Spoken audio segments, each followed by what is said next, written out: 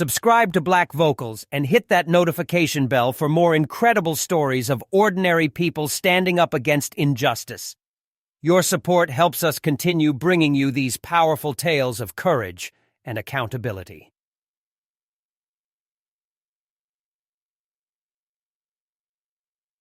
The thunderous knock echoed through the quiet lakeside cabin like a warning shot. Trevor Gaines glanced up from his paperwork, confusion flickering across his weathered face. County maps lay scattered before him, highlighted sections marking waterfront property boundaries, legal documents, and hastily scrawled notes covering every available surface. Across the rustic pine table, South Carolina's Attorney General Roland Pike adjusted his wire-rimmed glasses, a knowing smile tugging at the corners of his mouth. "Expecting visitors, Trevor?" Roland's voice carried the steady confidence of a man who'd weathered countless legal storms. Trevor shook his head slowly. "Not a soul knows I'm here. This place is my sanctuary, or it's supposed to be." The pounding resumed, more aggressive this time, followed by a sharp, authoritative voice cutting through the evening air. "Open immediately! Homeowners Association business!" Trevor's jaw clenched as recognition washed over him. That unmistakable tone belonged to Judith Caraway, the iron-fisted president of their lakeside community's HOA, a woman who wielded her volunteer position like a royal scepter, treating the neighborhood as her personal kingdom. Rising deliberately, Trevor felt the weight of months of harassment pressing down on his shoulders. His waterfront retreat on Lake Keowee wasn't just a weekend escape. It represented years of backbreaking work and logistics, every dollar saved and sacrificed to create a haven where he could fish with his brothers and share campfire stories with his nieces and nephews. From the moment his signature dried on the purchase documents, Judith had transformed every minor detail into a battlefield. Mailbox positioning, porch furniture colors, landscaping choices, she'd weaponized the community guidelines against him with surgical precision. Now she'd escalated to battering down his door with law enforcement as backup. Trevor approached the entrance cautiously, his hand steady on the doorframe. There stood Judith Caraway in all her imperious glory, clutching a thick binder against her chest like armor, her lips compressed into a thin line of barely contained fury. Flanking her were two uniformed officers from the Oconee County Sheriff's Department, their expressions unreadable, hands positioned near their duty belts. "Mr. Gaines," Judith began, her voice dripping with condescension reserved for those she deemed inferior, "we must address your continued violations immediately." Trevor remained motionless in the doorway, his stance unwavering. "Violations?" he replied calmly. "This is my private property. I'm well versed in my legal rights." From behind him came Roland Pike's unmistakable voice, sharp and authoritative. "And I'm equally familiar with mine." Judith's composure cracked visibly as she craned her neck to peer inside. Her eyes widened in shock as they landed on Roland Pike, not just any attorney, but South Carolina's top legal official, a man whose face graced newspaper headlines and evening broadcasts, whose presence could shift the balance of any room. "Attorney General Pike?" Judith stammered, her authority hemorrhaging in real time. I had no idea you were present." Roland leaned back in his chair with calculated ease, studying her intently. "Clearly. Now I'm genuinely curious, Ms. Caraway. Under what legal authority have you entered this gentleman's property, accompanied by armed law enforcement?" The deputies exchanged uncertain glances, suddenly aware they'd walked into a situation far beyond their expectations. Judith's recovery was swift, her binder snapping open with practiced efficiency. "Mr. Gaines has implemented unauthorized modifications to his waterfront, extending his dock beyond permitted dimensions, installing lighting systems that violate our community standards." Trevor's response was measured but firm. "Every modification I've made complies with county regulations. I verified each detail personally. As you can observe, I've been consulting with the Attorney General regarding these exact issues." He gestured toward the legal documents spread across the table behind him. The cabin's atmosphere grew thick with tension. Outside, a loon's haunting call drifted across the lake's surface, a sound that typically brought peace but now seemed like the soundtrack to an unfolding confrontation. Roland stood slowly, adjusting his suit jacket with deliberate precision as he approached the doorway. "I've witnessed numerous neighborhood disputes throughout my career," he said evenly. "But when an HOA president exploits her position to involve police officers in private property matters without justifiable cause, that raises significant legal concerns." Judith swallowed hard, her binder suddenly feeling heavier in her trembling hands. The officers shifted uncomfortably, recognizing they were no longer standing on neutral ground, but had become unwitting participants in a confrontation that could explode far beyond their authority. Trevor stepped aside, creating space for Roland to join him in the doorway, two men now standing united against intimidation. "You arrived here believing you could silence me through fear," Trevor said quietly, his words carrying across the evening air. "Instead, you've stumbled into something you were completely unprepared to handle." The statement hung between them like a challenge. Judith's face flushed crimson as her manufactured authority dissolved before their eyes. Yet this doorway confrontation was merely the opening act in a drama that would soon engulf their entire community, exposing not only Judith's true motives, but the delicate power dynamics that governed their seemingly peaceful neighborhood. The silence stretching across the cabin's threshold felt heavier than the humid South Carolina air. Judith Caraway stood rigid as a statue, her treasured binder pressed against her chest like a shield against reality. The two deputies maintained their position near their duty belts, yet neither made any move to intervene or speak. Inside the cabin, Trevor Gaines and Attorney General Roland Pike waited with the patience of men who'd prepared for every excuse Judith might conjure. Trevor shattered the stillness first, his voice carrying quiet authority. "You've brought law enforcement onto my private property, Judith. Perhaps you'd care to explain to these officers and to me exactly what regulations I've allegedly violated." Judith's throat cleared with obvious effort. "As president of the Lake Keowee Homeowners Association, enforcing our community's governing documents falls under my jurisdiction. You've persistently disregarded official notices concerning your dock modifications, and your lighting installation creates disturbances for neighboring residents." Roland shifted against the doorframe, crossing his arms with deliberate casualness. His voice remained low but carried the unmistakable weight of legal authority. "Official notices, Ms. Caraway? Or unsubstantiated accusations? There's a fundamental distinction between the two." Judith straightened her posture, clearly shaken but refusing to surrender ground. "Our bylaws explicitly state that any dock extension requires formal approval from the HOA board. He failed to submit the required documentation." Trevor's lips curved into a humorless half-smile. "I submitted every required form twice over. Your response was complete silence. That's precisely why Attorney General Pike is here today, to examine whether this HOA's enforcement practices meet basic fairness standards." The deputies glanced at each other again, neither having anticipated walking into a situation where the state's highest-ranking law enforcement official was openly supporting the homeowner they'd been summoned to investigate. Roland pushed away from the frame, stepping closer to Judith with unwavering eye contact. "Ms. Caraway, I need you to listen with complete attention. Property rights in South Carolina aren't governed by personal preferences or selective rule interpretation. If this homeowner followed county regulations and submitted proper documentation, then your personal disapproval of his improvements doesn't grant you authority to escalate matters through police involvement." Judith's cheeks reddened, her voice taking on a brittle edge. "This isn't about personal feelings. This concerns maintaining the standards we've all worked diligently to preserve for our community's property values." Trevor's tone hardened while maintaining controlled volume.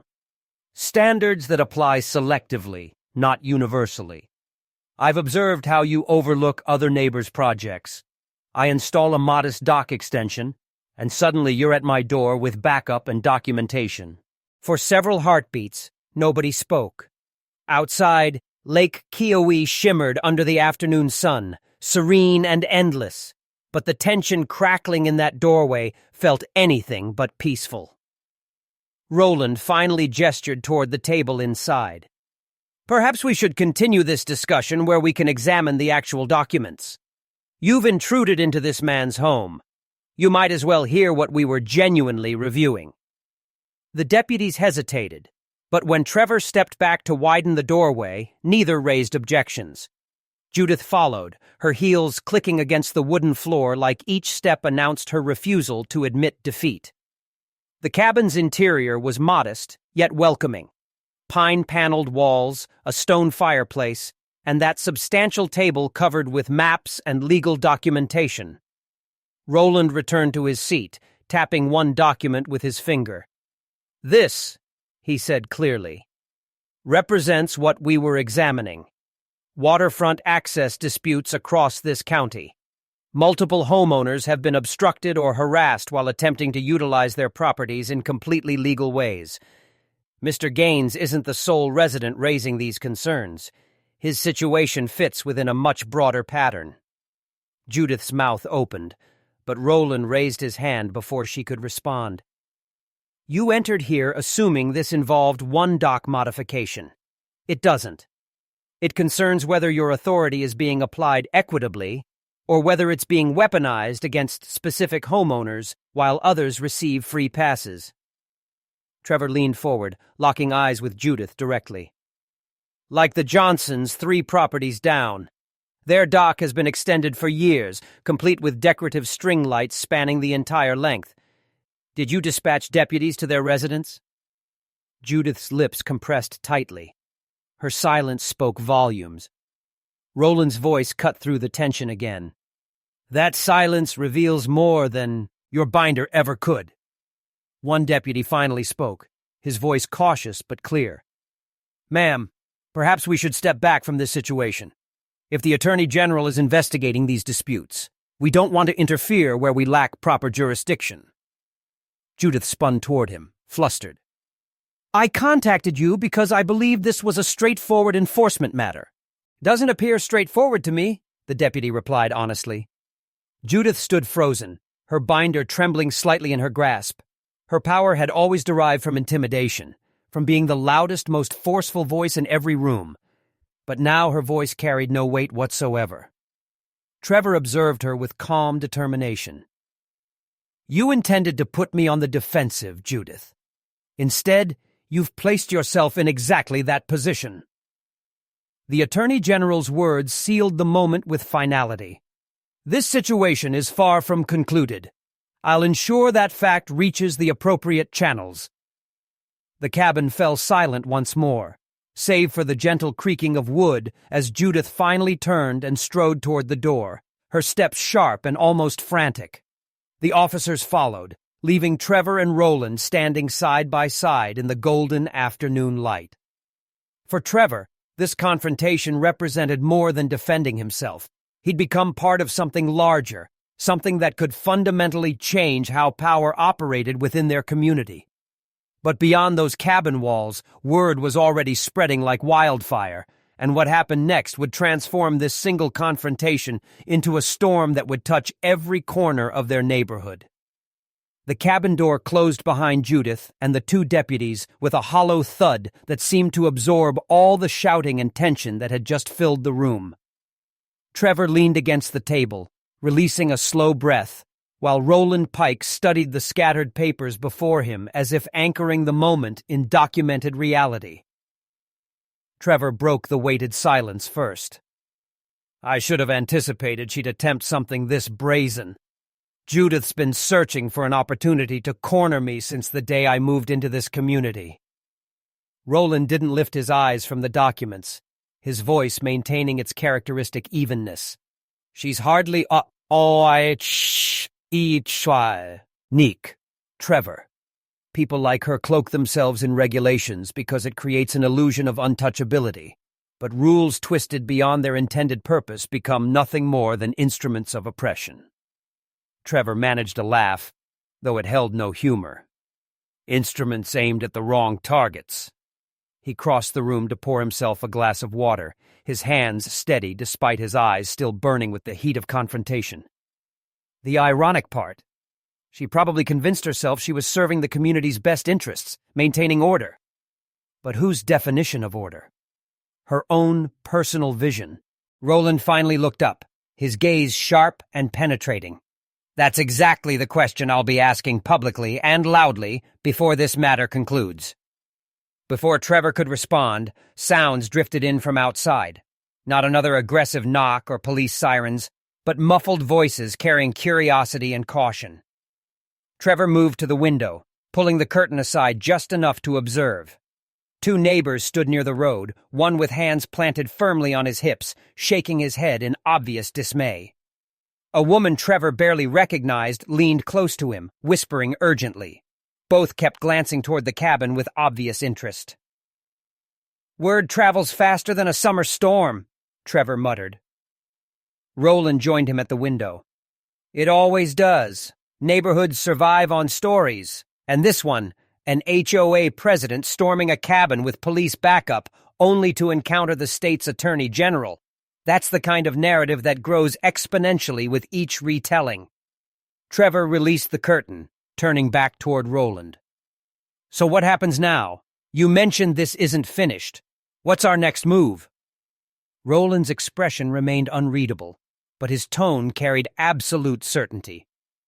"Now we test whether people like Judith can continue hiding behind titles and intimidation, because she won't retreat quietly. She'll double down, attempt to control the narrative, claim she was protecting community interests." Trevor crossed his arms. "She has supporters. Plenty of them. People who prefer the status quo exactly as it exists." Roland nodded slowly. "And that's where this becomes complicated. This isn't solely about you, Trevor. This concerns everyone who's been quietly oppressed but never possessed a voice strong enough to push back effectively." Their conversation was interrupted by tires crunching on gravel outside. Both men turned toward the door as a pickup truck pulled into the Salto driveway.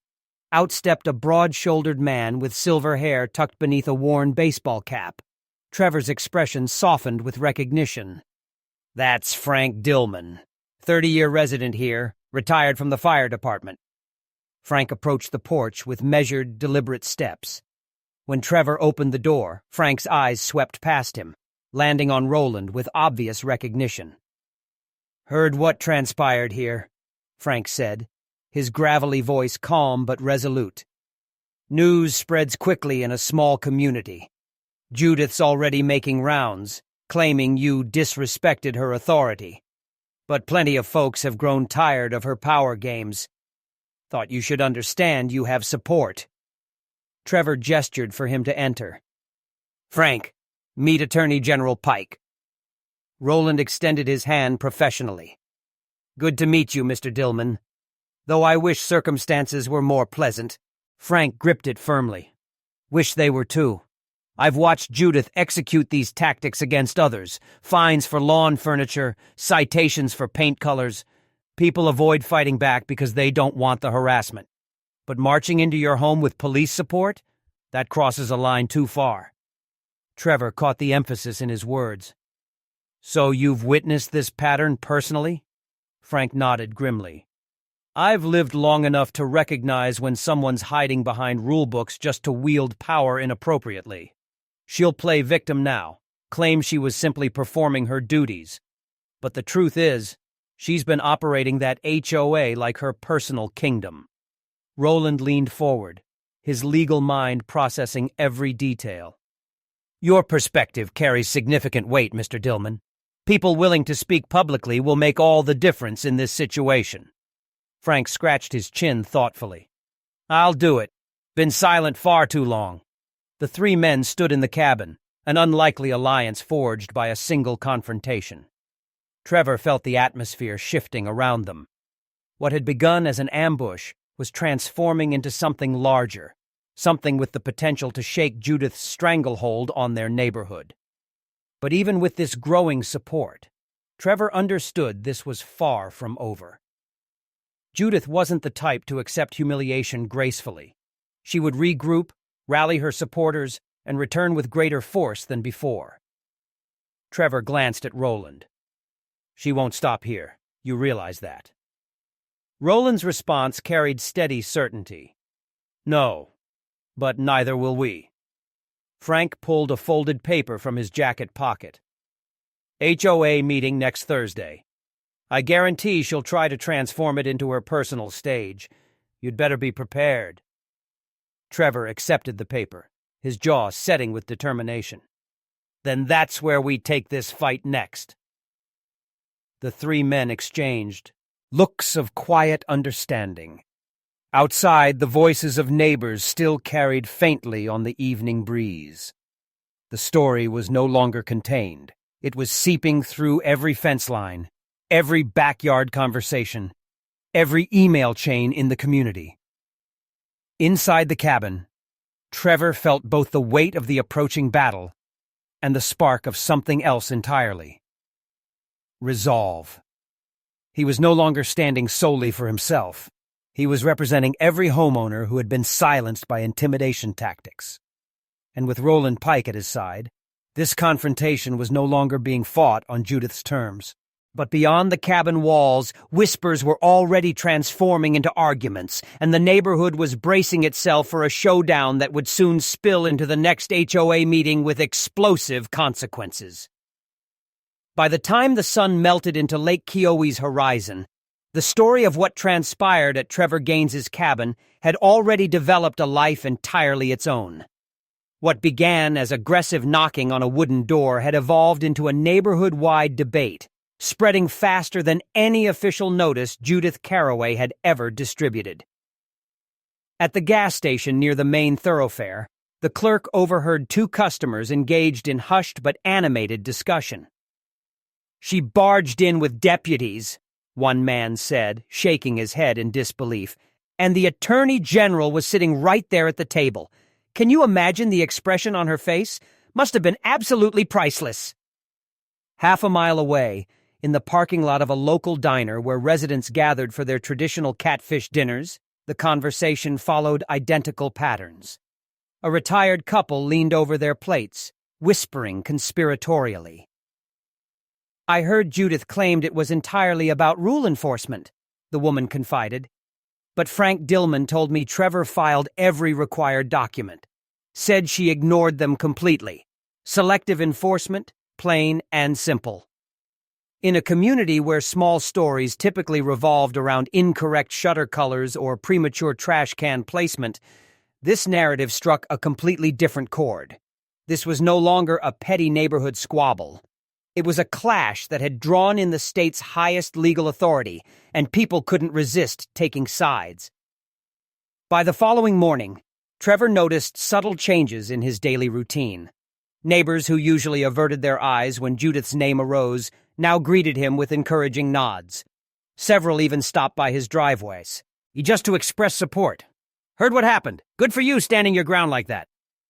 But support wasn't universal. On the neighborhood Facebook group, posts began accumulating rapidly, some sympathetic, others sharply defensive of Judith. One message declared, "The HOA protects our property values. Without Judith's leadership, this place would deteriorate rapidly. Don't let outsiders destroy what we've built." Another response appeared minutes later. Protect property values or protect control? There's a fundamental difference. Trevor scrolled through the posts one evening, shaking his head in frustration. "She's already spinning the narrative," he muttered. Roland Pike, seated across from him with a steaming coffee mug, glanced at the screen. "Of course she is. That's how people like her survive. They control the story before anyone else can." Trevor set his phone aside. "The worst part is that some folks will believe her version. They'll say I'm stirring up trouble, that I should have simply accepted her authority." Roland leaned back in his chair. "Let it go? She stormed your cabin with armed deputies. If anything, you demonstrated remarkable restraint. That detail matters significantly." Trevor gave a short laugh. "Restraint or not, she has a loyal circle. People who believe every word she says. The doorbell interrupted their conversation. Trevor opened it to find a younger neighbor, a woman in her 30s named Callie Brenner, shifting nervously on the porch. She clutched a manila folder against her chest. "Trevor," she said quietly, "I apologize for disturbing you. I wanted to deliver this before next week's meeting." He frowned curiously. "What is it?" She stepped inside and handed him the folder. Inside were photocopies of notices, fines, and warnings Judith had sent her over the past 2 years. Everything from complaints about her fence height to accusations that her children's basketball hoop violated neighborhood harmony. Callie's voice cracked slightly as she explained. "I never fought back. I just paid the fines because I didn't want more harassment. But after what she did to you, I can't remain silent anymore. People should understand this isn't new behavior. She's been doing this for years." Roland examined the documents, nodding slowly. "This is exactly what we need. Proof that Trevor isn't the only target. If enough neighbors are willing to speak up, Judith's credibility will collapse completely." Trevor looked at Callie gratefully. "Thank you. I know this isn't easy." She managed a nervous smile. "It's easier now, knowing you're not afraid to confront her. Many of us were waiting for someone to take that first step." After she departed, Trevor closed the folder and placed it beside Frank Dillman's earlier notes. A small pile of evidence was beginning to form, and with Roland's guidance, it was starting to resemble a case that could no longer be dismissed as personal disagreement. But even as support grew, Trevor knew whispers carried dangerous power. They spread faster than facts, and Judith was working equally hard to promote her version of events. Already, several of her allies were repeating claims that Trevor was hostile and non-compliant, painting him as a disruptive outsider. Outside, the lake shimmered under the day's final light, calm and steady as if unaware of the storm brewing along its shores. For Trevor, the coming week would determine more than just his dock or lighting fixtures. It would decide whether truth could rise above rumor. But the whispers weren't merely talk, they were fuel, carrying the fight directly toward the HOA meeting where Judith planned her counterattack. The Thursday night meeting was scheduled for the small community center beside the lake, a modest brick building with fluorescent lights that perpetually hummed overhead. Typically, HOA meetings attracted a handful of residents, mostly retirees with available time and a few board members ready to discuss lawn maintenance issues. But that particular evening, the parking lot overflowed and people streamed through the entrance long before the official start time. Trevor parked at the lot's edge, his headlights sweeping across a sea of faces, some offering encouraging smiles, others crossing their arms in obvious anticipation of confrontation. In the passenger seat, Roland Pike sipped from a water bottle, his suit jacket draped across the seat back. "You're about to enter her domain," Roland said, his tone serious but steady. "Judith will employ every available tactic, parliamentary procedure, bylaws, her supporters in the audience. She'll attempt to portray you as a troublemaker. Stay calm, speak clearly, and don't let her control the narrative." Trevor nodded, his grip tightening on the steering wheel. "I'm ready." Inside, the atmosphere was electric with tension. Judith Carraway occupied the head table, her infamous binder positioned before her like a weapon ready to be drawn. Around her sat the other board members, a mixture of people who appeared either nervous or eager for the spectacle. Resident seating filled quickly, and a low murmur rolled across the room like distant thunder. Judith's gavel struck sharply. "This meeting is now called to order.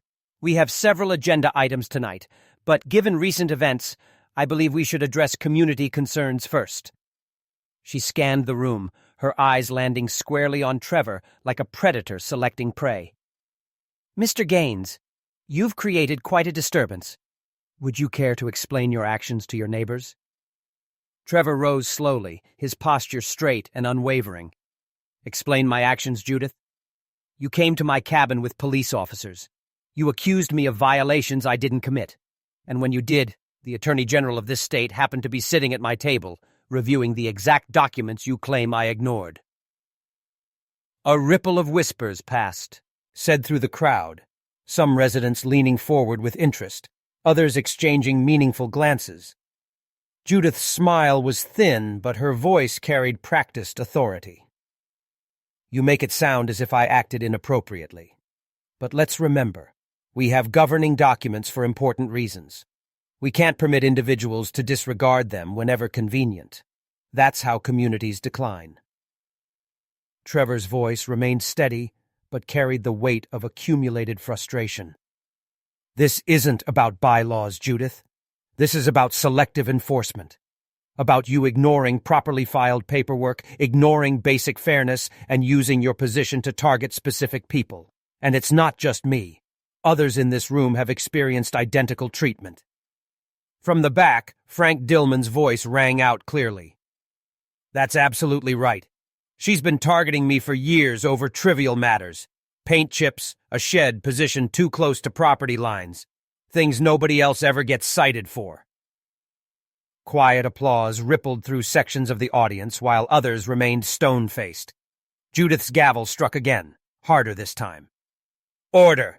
This is not the appropriate time for grandstanding. Roland Pike stood then, his presence commanding immediate attention. The murmurs ceased entirely. With respect, Ms. Carraway, this is precisely the time for accountability. I've spent the past week reviewing complaints from multiple residents. What I've discovered is a troubling pattern of authority being used not to maintain standards, but to intimidate. Gasps echoed through the crowd. Judith's face flushed visibly. This is a homeowners' meeting, not a courtroom. You have no jurisdiction here. Roland's tone sharpened like a blade. The law applies everywhere, Ms. Carraway. When residents are being harassed under the guise of community standards, that's not merely an internal matter, that's a matter of pub-like interest. The board members shifted uncomfortably in their seats. Sandra Kim, a middle-aged woman who had remained silent during previous meetings, cleared her throat nervously. Judith, I've had concerns too. Perhaps we should hear them out. Judith's gavel slammed again with desperate force. We will not transform this meeting into a witch hunt against your president. Trevor stepped closer to the table, his voice carrying across the room. You want to discuss witch hunts? That's exactly what you've been conducting. Callie Brenner, would you care to speak? Callie stood slowly, holding her folder of citations. Her voice trembled initially, but grew stronger with each word. I remained quiet because I was frightened, but I've been fined and harassed for things others get away with routinely. My children can't even play basketball in our own driveway without receiving letters from Judith. Another wave of murmurs swept the room, some residents nodding in recognition, others looking down uncomfortably. Judith's composure was cracking visibly. The meeting was slipping beyond Judith's control. For years, she had dominated the narrative, wielding her binder and gavel like instruments of absolute authority. But tonight she was cornered, not by Trevor alone, but by neighbors who were finally discovering their voices. Trevor glanced around the room, making eye contact with residents, steady and unwavering. This isn't about one dock, one lighting system, or one basketball hoop. This is about whether this community belongs to all of us, or just the few who think they can dictate terms to everyone else. The room erupted, some with applause, others with angry muttering. The divide was sharp and undeniable. Judith slammed her gavel repeatedly, but the sound no longer silenced anyone. But while the community center walls echoed with arguments and applause, deeper questions Would the board and the watching deputies take action? Or would Judith find a way to reclaim control? The morning following the explosive HOA meeting, attention shifted beyond Judith Carraway alone. Whispers throughout the community began focusing on the two deputies who had accompanied her to Trevor Gaines's cabin without hesitation. In a small town where law enforcement lived alongside the people they served, everyone knew the officers' names, where they attended church, and whose children played on the same teams. This familiarity made the questions sting even deeper. Why had they followed Judith's lead? Why hadn't they requested a warrant? At the diner on Highway 183, the usual morning chatter over biscuits and coffee had taken on a different tenor. "Deputies shouldn't be acting like Judith's personal security force," one man muttered, folding his newspaper with obvious agitation. A woman across the counter replied sharply, "They didn't even ask Trevor for permission, just stood there like backup muscle." The local newspaper picked up the story that same afternoon. The headline was hardly flattering. HOA dispute draws state attention. Role of deputies under review. Beneath it was a photograph of Trevor's lakeside cabin, sunlight glinting off the water as if mocking the chaos that had erupted inside. At the sheriff's office, Sheriff Leon McAdams summoned the two deputies, Matt Barlow and Chris Dunley, into his office. His voice was measured, but his eyes carried sharp disapproval. "I need both of you to explain exactly what happened out there. Every detail." Barlow, the senior officer, shifted uncomfortably in his chair. "Sheriff, Caraway called it in like an urgent situation. HOA enforcement business. She made it sound like a violation that could escalate into conflict. We figured showing up would help de-escalate things." McAdams leaned forward intently. "Did you ask whether you had legal grounds to enter that property?" Dunley answered, his voice barely above a whisper. "No, sir. She was insistent. Said it was community enforcement. We didn't want to create a scene in front of neighbors." The sheriff rubbed his temples wearily. "So, you walked into a private residence without a warrant? Without probable cause? With the Attorney General himself sitting at the table? Do you comprehend how problematic this appears?" Both deputies stared at their hands. Meanwhile, Roland Pike wasn't allowing the issue to fade. That afternoon, he held a press conference outside the Oconee County Courthouse. Cameras crowded the steps, local reporters jostling for position alongside state media who'd caught wind of the peculiar showdown. Roland's voice was calm but uncompromising. "This situation isn't solely about an HOA president overstepping her authority. It's also about law enforcement being manipulated into situations where no criminal activity has occurred, being used as tools of intimidation. We cannot allow badges to be exploited for personal vendettas." Trevor stood behind him, not speaking, but his presence carrying weight. To many watching, he wasn't just a homeowner anymore. He was a symbol of what happened when ordinary citizens confronted a system weighted against them. Back I saw. On the community, reactions were deeply divided. Judith's supporters argued that the deputies were simply responding to a concerned call from an HOA president. Critics countered that just doing their job didn't excuse blindly walking onto someone's property.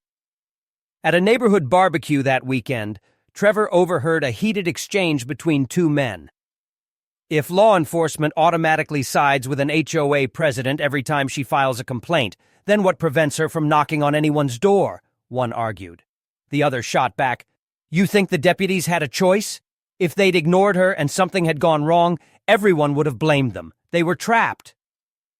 Trevor listened quietly, but Roland, standing beside him, leaned in. "You see why we can't let this fade? When authority becomes blurred, when people aren't certain who's in the right, it erodes trust in the entire system." That evening, Sheriff McAdams called Trevor directly. His voice carried the weight of someone caught between politics and principle. "Mr. Gaines, I want you to know those deputies will face an internal review. I can't discuss what Caraway told them, but I won't allow my department to be portrayed as her enforcement arm." Trevor appreciated the call, but he didn't miss the undertone. The sheriff wasn't only concerned with fairness, he was protecting his department's reputation. Still, the cracks were showing. Residents who once kept their heads down were now speaking up about both Judith and the deputies. Old stories emerged, times when neighbors felt pressured, times when officers seemed to appear more for association complaints than actual crimes. But the scrutiny of the deputies was only the beginning. Because as more residents began sharing their experiences, a deeper history of Judith's behavior started emerging, and the community could no longer pretend it was isolated. By the following week, the narrative had shifted once again. What started as whispers and Facebook debates was transforming into testimony. Neighbors began stepping forward, each carrying their own story of how Judith Caraway had wielded her HOA position like a personal weapon. It began with Callie Brenner's folder of fines and letters, but soon others followed. Frank Dillman gathered a small group on his back porch one evening, inviting Trevor and Roland to listen. The air carried the scent of grilled chicken and pine smoke, but the conversation was anything but casual. Frank leaned forward, resting his elbows on his knees. "I've been waiting years for someone to finally challenge her. Truth is, I have a box full of citations from Judith. Once she fined me $200 because the grass at my driveway's edge was an inch too tall after a week of rain. Said it destroyed neighborhood uniformity." Evelyn Parts, K.S., an elderly woman clutching yellowed papers in her lap, shook her head sadly. "She targeted me over a porch swing. Said it didn't match the community aesthetic. My husband built that swing before he passed. I wasn't about to remove it. But she threatened legal action. I ended up moving it to the backyard just to stop the letters." Her voice cracked, and Trevor felt his chest tighten. It wasn't just him. It was dozens of people, maybe more, all silenced over the years by Judith's authority and the threat of expensive legal battles. Roland took careful notes, his pen scratching across the page. Every one of these incidents establishes a pattern. Individually, they appear petty. Together, they demonstrate systematic abuse of authority. Frank's wife, Marlene, added her voice. "She understands most people don't have the time or money to fight back, so they comply. And the board, they're too intimidated by her to intervene." Word spread quickly that residents were meeting and sharing stories. Some quietly handed Trevor envelopes containing photocopied letters. Others provide